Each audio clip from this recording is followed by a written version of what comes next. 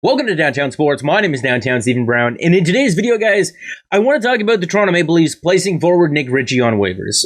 Why, what it means going forward, what were the other possible options, and everything in between, really.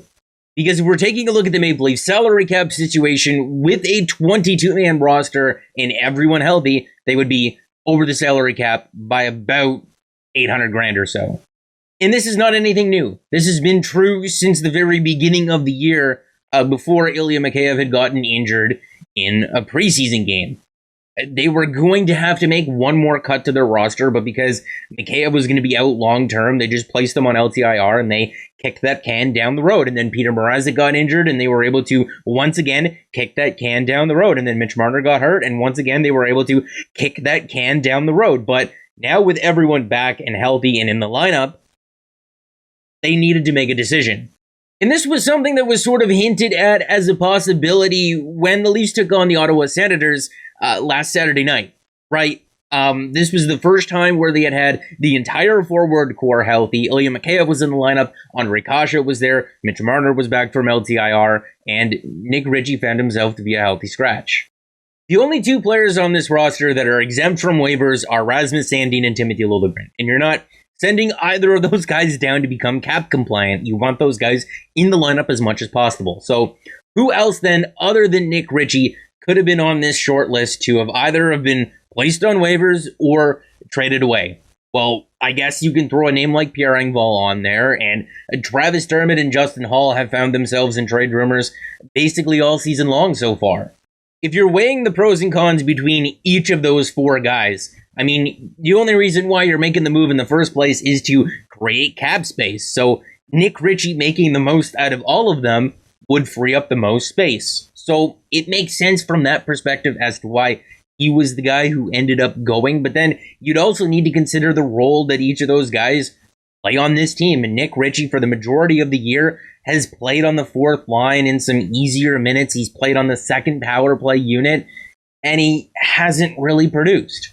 If we're taking a look at how the Leafs have performed with Nick Ritchie on the ice offensively at 5-on-5 compared to without him, they're not as good of a team with him on the ice compared to without him. And that's not even a quality of teammate thing, because he spent a great majority of his ice time this year playing in their top six next to either John Tavares or Austin Matthews. And the other part, he was maybe spoon-fed some easier matchups down on the fourth line playing next to Jason Spezza and Wayne Simmons, who have both had fairly productive seasons on their own. And out of the Toronto forwards who have been regulars in the lineup, he's dead last in points. It hasn't worked out for him so far.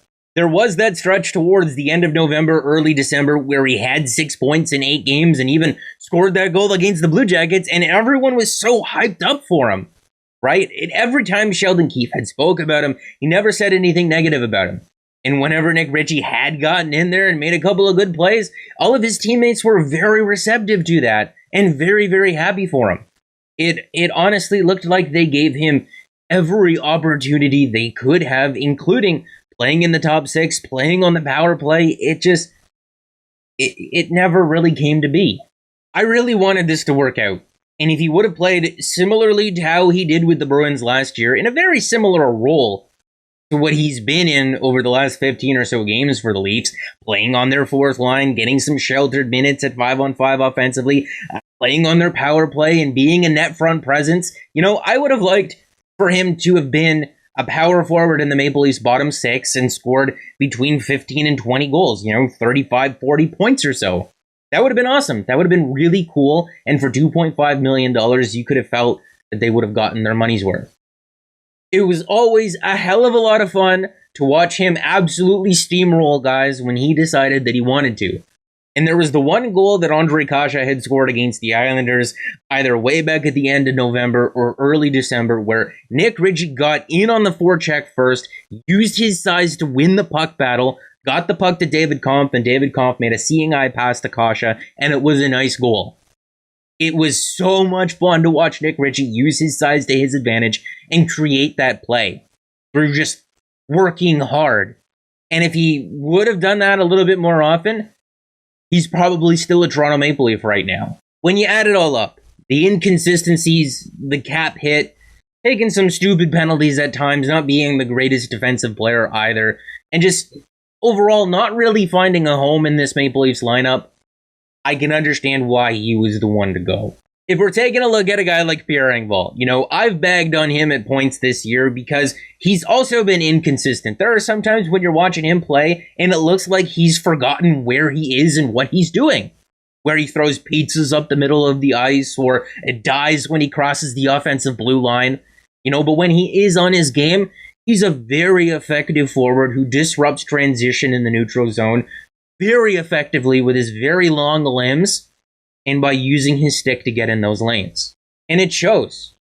Playing predominantly on that shutdown line with David Kampf and Ondrej Kase, the Maple Leafs are a better team defensively with him on the ice as opposed to without him. If we're taking a look at forward lines in the NHL, there are only 23 of them who have spent at least 100 minutes together at 5-on-5 who have a better expected goals percentage than the trio of Engvall, Kampf, and Kase. There's no way that I am risking placing Pierre Engvall on waivers and losing this chemistry, right? They may not be playing together now that Ilya Mikheyev is back, but if there's an injury where Mikheyev is slotted higher up in the lineup, or if Mikheyev goes down again, you can always reunite those guys and know that they work. Engvall has a spot in this lineup. He has played well. But it wasn't all bad for Nick Ritchie so far in the 30 games that he's played, right? There were reasons to be optimistic. Out of 350 forwards to play at least 250 minutes at 5-on-5 this year, Nick Ritchie ranks 49th in terms of the scoring chances for per 60. He was generating his opportunities, and he did so while playing with Austin Matthews, John Tavares, David Kampf, and Jason Spezza. He played on every single forward line this season. He just couldn't capitalize on any of the opportunities that he got. And wasn't that the story of the entire team at the beginning of the year, where they couldn't buy a goal in last year's playoffs against the Canadiens and the playoffs before that against the Blue Jackets? But at the same time, Pierre Engvall is 86th on this same list. The Leafs have a lot of guys who generate scoring chances at a high volume but don't necessarily convert on them. Ilya Mikheyev last year was another one of them. He's the king at generating scoring chances and not being able to score. Whether it's on breakaways or point-blank opportunities, he just muffs it every single time. And so far, in 2 games back, the game on Saturday and then the game on Wednesday night, he's got 3 goals in 2 games. So who knows? Maybe he's turning a corner and regaining that form from his rookie year before he had that unfortunate wrist injury. But Mikheyev and Engvall, outside of scoring, have a purpose on this team. They have a role. Both of those guys play on the penalty kill. Both of those guys are effective defensive forwards. Engvall even plays center. I really wanted it to work out for Nick Ritchie in Toronto. You probably really wanted it to work out for Nick Ritchie in Toronto. And so did the team, right? Every opportunity that Sheldon Keefe had to speak about this guy, he said something positive. Every time something went his way, the guys on the bench were smiling and cheering him on. When he scored that goal against the Blue Jackets, they were ecstatic for him. They tried everything. Like we said, he played on every single forward line this year. And like I was saying in my videos for months, eventually Kyle Dubas and the Toronto Maple Leafs are going to get to a point of no return here, where they need to decide what is working and what isn't working. And today, they decided that Nick Ritchie wasn't working on this team anymore. I'll be honest with you, when it comes to whether or not he gets claimed on waivers tomorrow, I don't know. The fact that he has another year on his deal after this one, and the actual dollars that is owed to him increases from $1.7 million to $3.3 million, that may scare off the teams who maybe look to pick up a guy like Nick Ritchie off of waivers. The rebuilding teams, the teams that are looking to save a buck and, find a decent player who they can throw into their lineup and get some production out of. It may scare them away. But if you're the Leafs and you're looking for some more cap space, that other $1.375 million, they do have that thing going for them where everyone and their mother that they place on waivers gets claimed. Jimmy Vesey, Travis Boyd, Michael Amadio, Adam Brooks, Curtis McElhaney. The list goes on and on over the last couple of seasons. I'm not cheering for Nick Ritchie to get claimed off of waivers. It's just that the whole point to placing him on waivers in the first place was to free up some cap space.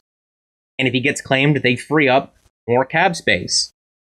But if he's still here by the end of tomorrow, I'm also not going to be complaining, because then the Leafs still have Nick Ritchie. And if there's an injury, they can plug him back in, and if he plays well, that's great. Internal competition is good.